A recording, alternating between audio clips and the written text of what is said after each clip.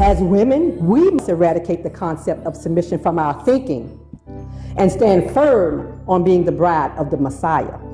But in order to do that, we have to be educated in our rights, both biblically and legally. In the new locally produced feature film, Then Sings My Soul, the audience is brought face to face with women in the fight of their lives. It received accolades at the 2023 World Music and Independent Film Festival and makes its local premiere this weekend at Fort Monroe at the theater in Hampton.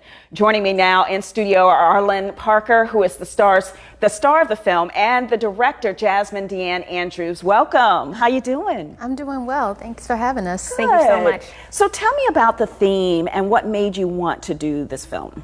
I wanted to do this film because there's a very explicit focus on forgiveness, which is important, but there's a tendency to neglect justice. And people have a really negative view of what justice is, because usually when it's depicted, it's like a crazed maniac taking their dragons and burning a whole city up, when really justice is about vindication for the person who's been wronged. So people who have been victims of crimes, like the perpetrator just doesn't feel like they can do whatever they want and have no consequences. And that's the importance of justice, whereas forgiveness is just not holding it in emotionally, but the justice is that there are consequences for actions, and that we really, as the people, need to have more examples of justice in the media. Right. So what was it like to portray this role, to be the actress behind, the scenes of everything that was going on in the movie? It was very interesting. I had never taken on a part like this, where the character goes through trauma to this degree in particular. So it was very interesting. We had a great cast to work with, so we were all very open and honest with each other, and that definitely helped in the process. But I found my character, Tanya Blanchard, to be very relatable. She's pretty straightforward, very candid, as you'll see at the beginning of the film.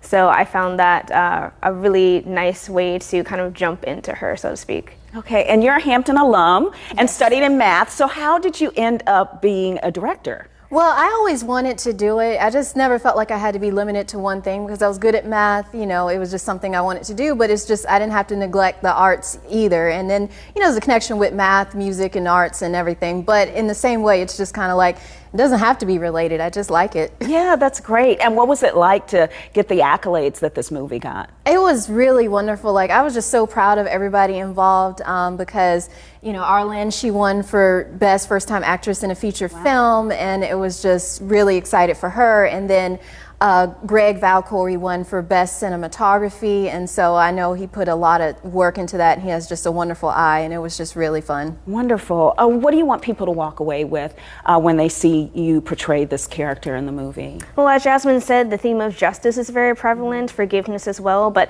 knowing that you don't have to go through things like this alone. You have the right to representation. You don't have to go through these traumatic experiences, especially when you are facing a legal system that is so much bigger than we are as individuals. So that's what I want people to mainly take away from this. And this isn't your first film, so why this particular topic? And tell me about, perhaps the possibility of doing other films. Will they stay in this realm, or will you, extend out beyond it? Well, the first two films I did, The Curse of Eve, which is about gaslighting, Natalie's Abortion, which is about the kind of spiritual abuse people suffer when, they're violated.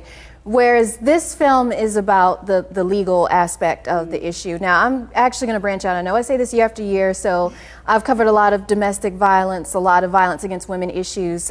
So I really do want to get back to other topics, but it was just that since violence against women is so prevalent but not really talked about, it was just, I had too many experiences with women that I've met that have dealt with this and then not really had a voice. Right. And so with Sully Bright Productions, the motto is telling our stories ourselves. And so I want to give a voice to these women and show the importance of justice, show how there's healing, show how there is deliverance from these things. And out the gate, you won an award for acting. So what are your plans in the future as far as pursuing your acting career? Well, this summer, I'm actually still working on my master's degree in playwriting.